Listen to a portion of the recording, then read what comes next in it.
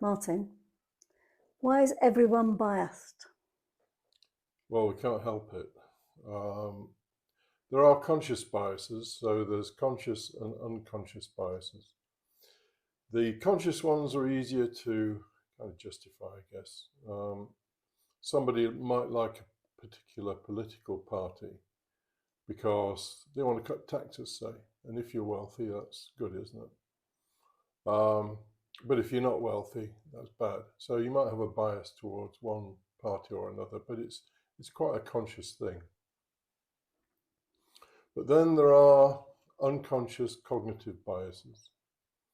And there are literally dozens of them, so I'm only going to go through a few. And this is why we're all biased. There's no way you can know about all these things. The first one is confirmation bias. So you look for all the evidence to support your opinion.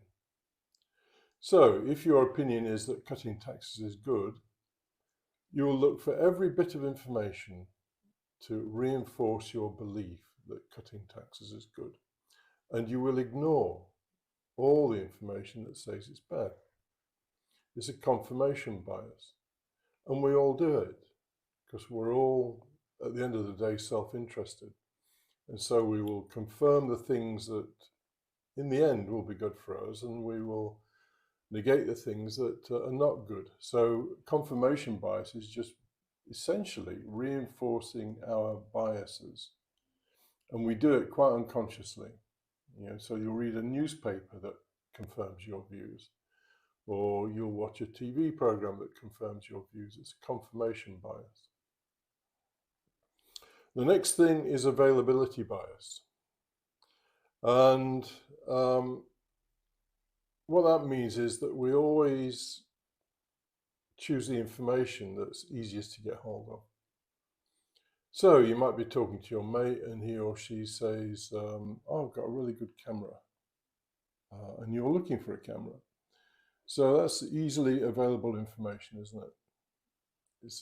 It's information you don't have to work very hard to get. So it's easily available, and so you use it. I mean, it might be total nonsense, but it's easily available information. So we have this availability bias, which makes making decisions easy. So we don't do the hard work of thorough research or whatever. We just choose the easiest information. That's another bias, and we can't help it. Another one is anchoring bias. So maybe you are looking for a new car and you particularly like, could be anything, the wheels on a particular car. You think they look really cool and you disregard everything else. It's called anchoring bias. You anchor on the look of the wheels. So the car might be well known for being unreliable, for being very heavy on gas or fuel. It might be uncomfortable, but you'll ignore all those things because you like the wheels.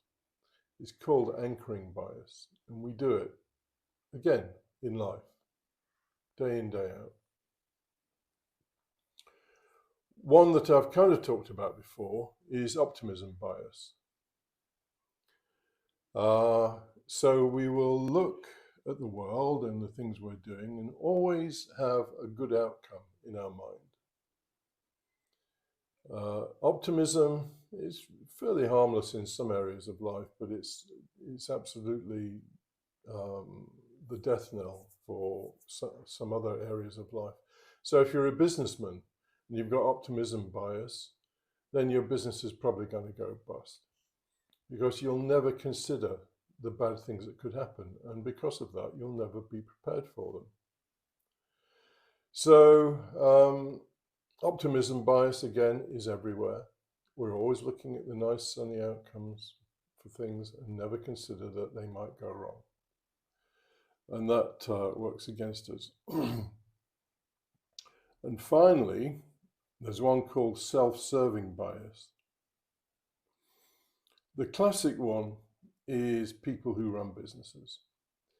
If the business is not doing well, it's because of the economy. If the business is doing well, it's because you're a brilliant manager. And this is what chief executives and so on in large corporations, it's self-serving. They use it year in, year out. Oh, we've had a bad year because the economy is not doing well. Oh, we've had a good year because our strategies are working really well. So it's self-serving bias. Again, we all do it. There are dozens of others. I'm not going to go through them, obviously. But it's impossible to be impartial. Absolutely impossible. Everyone is biased. You and everyone you know is biased because there are all these unconscious biases working in the background.